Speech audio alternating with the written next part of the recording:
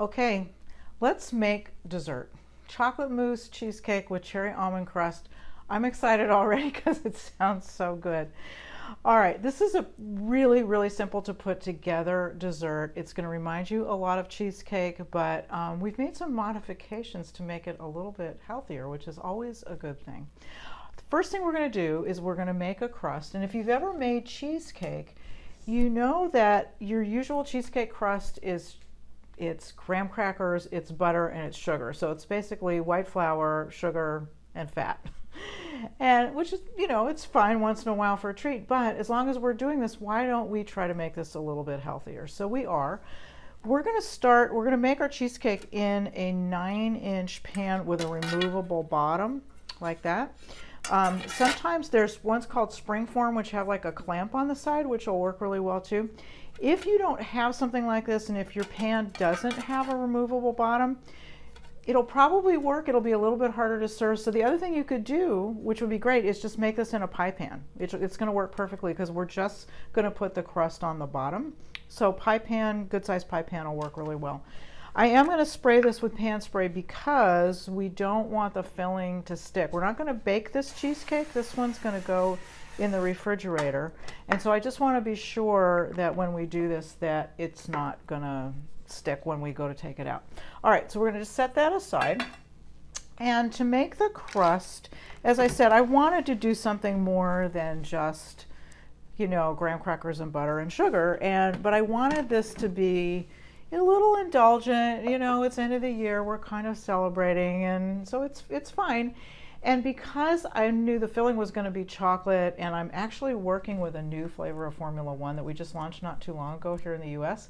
It's our dark chocolate almond flavor, which is really, really good.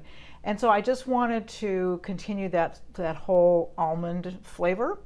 And so what I'm using for the crust is I'm using 3/4 of a cup of almond meal. Now, almond meal is a little bit different from almond flour for 2 reasons. One is it's not ground as finely as flour. And the other thing is that it usually still has the skins on it, which has actually a lot of nutrition in it. And so it's got a little bit more texture to it. It's got a little bit more nutrients to it, a little more fiber. So that's what I'm using. If you use almond flour, I think it'll probably work, but try to seek out the almond meal because it's a very versatile ingredient. I use it sometimes to coat chicken breasts or even a little bit of fish if I'm going to grill it. It's really, really good.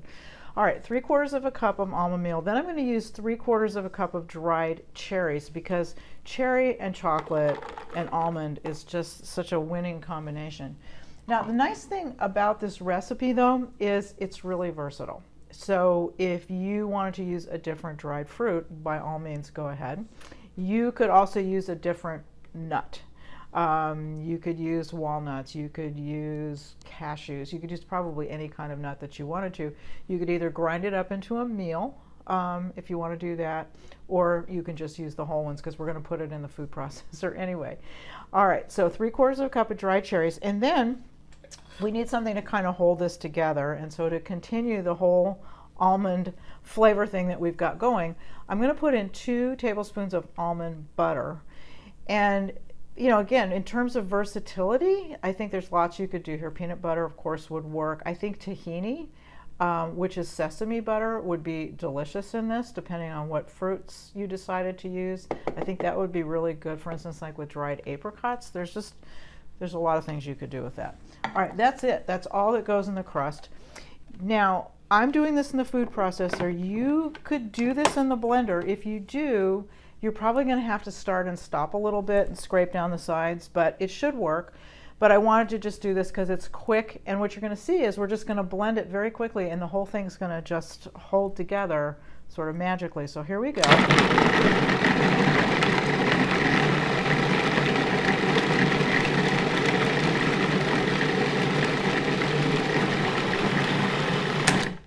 Okay, and basically what we're going for is we don't want to grind it up until it just completely, disintegrates. We want to keep a little bit of texture there, but it's just enough to hold together. I mean, that's really, we've still got some pieces of dried fruit, but that little bit of almond butter that I put in there is just enough to kind of keep this together. Get this out of the way here. just to keep this together. And that's all we're going to do. We're going to put this into that pan that we just sprayed with pan spray. And all you're going to do now is take this and you're just going to kind of press it down into the bottom of the pan with the back of a fork. And your layer isn't going to be very thick, but don't want to miss any of that goodness that we've put in there.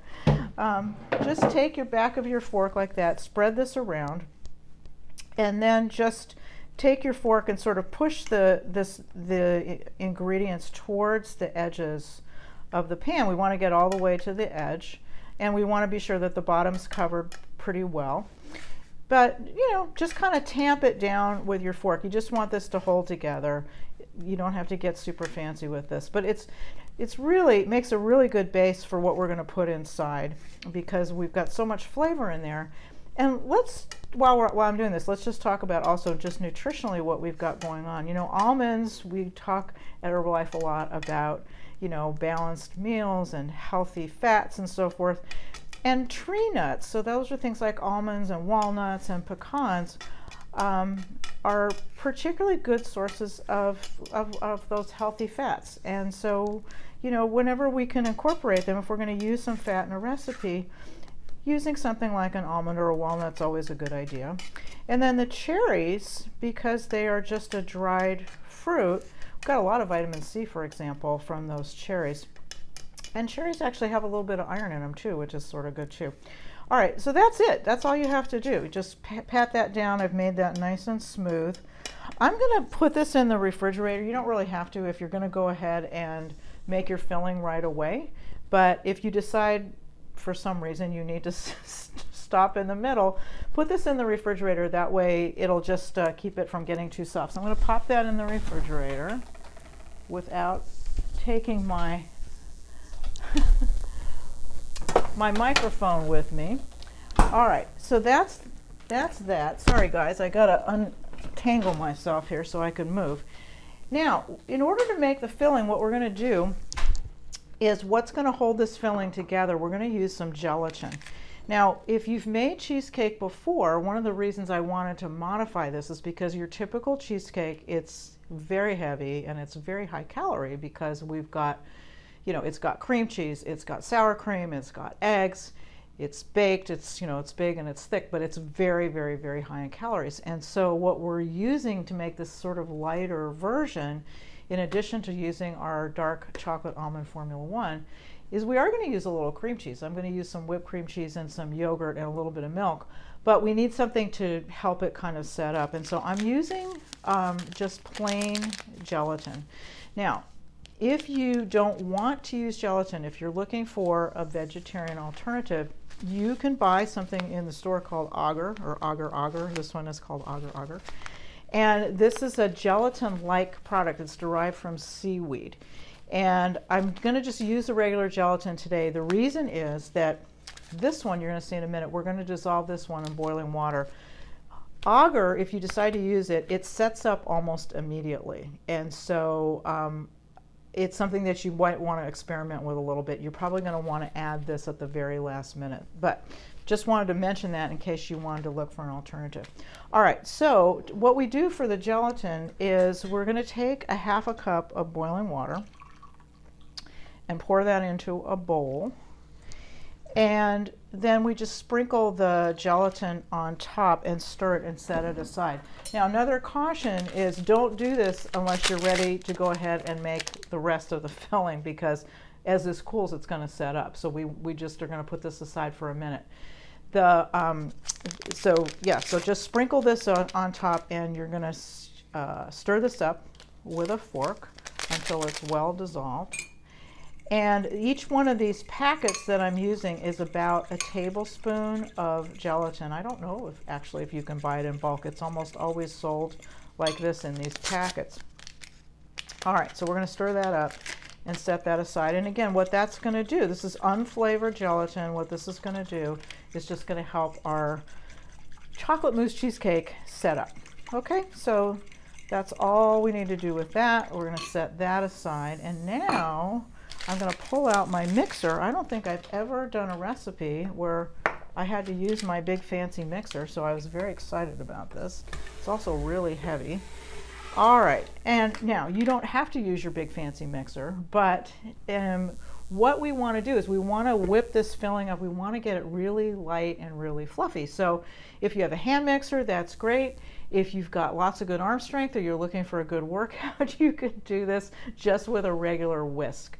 But I want you to notice I'm using the whisk attachment, not the regular beater, because I want to get a lot of air into this.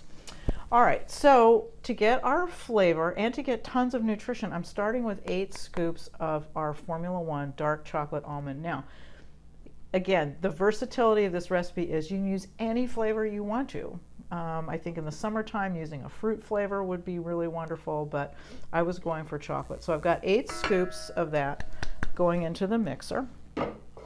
And then I'm going to put in 1.25 cups of non-fat Greek style yogurt. This is vanilla flavor yogurt.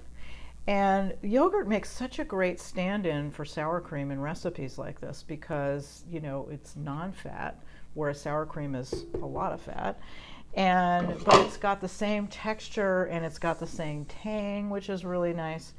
And then I'm using also 1.25 cups of whipped cream cheese. So you can buy this, you know, here in the US, it's really easy to find this. I figured as long as I'm whipping, I might as well get some cream cheese that's already whipped. It'll save me a little bit of time. And on a per tablespoon basis, it's actually got less fat than regular cream cheese. So that's perfect. And then we do need a little bit of extra liquid. So I'm putting in 1/2 cup of low-fat milk.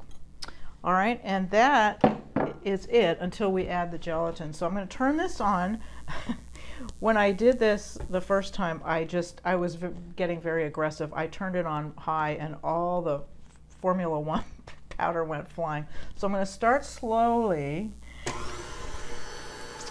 And again, what we're going for, we want to whip a lot of air into this. We want this to be kind of light. You know, I know cheesecake usually is pretty dense, but I wanted to just get a little bit lighter texture to this. All right, it's mixed, so we can crank this up to high.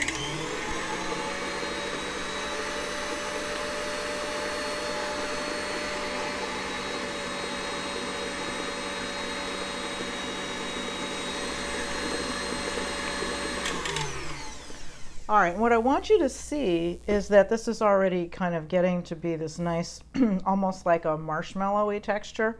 It's getting really, really light and really fluffy. And so what I'm going to do now is, remember that gelatin we did, that 2 packets or 2 tablespoons of gelatin and that 1/2 cup of boiling water, that's going to go in now. And this, as I said, is that once this goes in the refrigerator, you can see it's already starting to get a little gooey, starting to set up a little bit. This is going to help our cheesecake to set up. All right, so that goes in, and I'm just going to whip this a little bit more.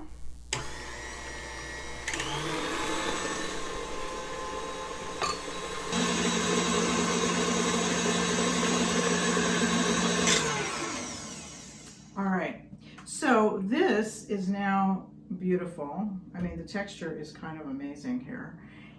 We've got this nice whipped texture. It's going to be thick, but it's not going to be heavy at all.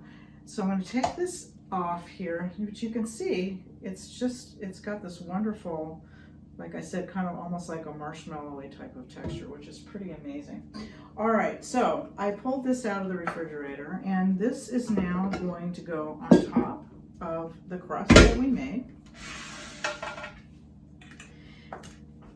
This is amazing. Look at this. I mean, the texture is just fantastic. It's fluffy, it's smooth. It's not a heavy chocolate because we've got, you know, the cream cheese in there and we've got the yogurt, both of which, by the way, are, you know, adding lots of protein. We have plenty of protein that we added as well because we had those 8 scoops of Formula One that we used, which that adds 36 grams of protein to our cheesecake right there. And believe me, most people don't look to cheesecake as a protein source. So we've got that, and then we've got this wonderful texture that we got between the yogurt and the cream cheese. And what you want to do is just kind of spread this around. This is just so beautiful and so fluffy. I'm very excited about this. And, you know, flavor-wise, I think that, as I said, there's so many things you could do with this. I think in the summertime you might want to go with more of a fruity flavor, which would be fun. I think we had a flavor that we launched not too long ago, a mango pineapple, that I think would be really delicious, and you could probably even fold in a little bit of mango fruit, which would be pretty great. All right, so and then just smooth the top like that. You can see already it's pretty thick, but we want this to really set up so that we can slice it. And so it's going to go in the refrigerator, and it's going to stay at least 3 hours, I would say. Give it that much time to set up, and then it's ready to serve. So this is a nice thing because you can make it in the morning if you're having company or guests coming over, and later in the day. It's just a nice thing to be able to make, and no baking required, which is pretty great. All right, so we're going to take some plastic wrap and put that on top and stick that in the refrigerator. And then I want to pull out the one that I made earlier so you can see what we've got. So that's going in. Be careful, by the way, with these removable bottoms. Grab this by the rim, so don't push it up like that. All right, so let's pull out the one that I made earlier. And something kind of fun to decorate it with as well. Okay, so here it is. Here is our delicious chocolate mousse cheesecake. And I'm going to take this out of the pan. And you don't really have to unmold it. You should be able to just pop this right out carefully. There we go. You kind of need 3 hands to do this properly.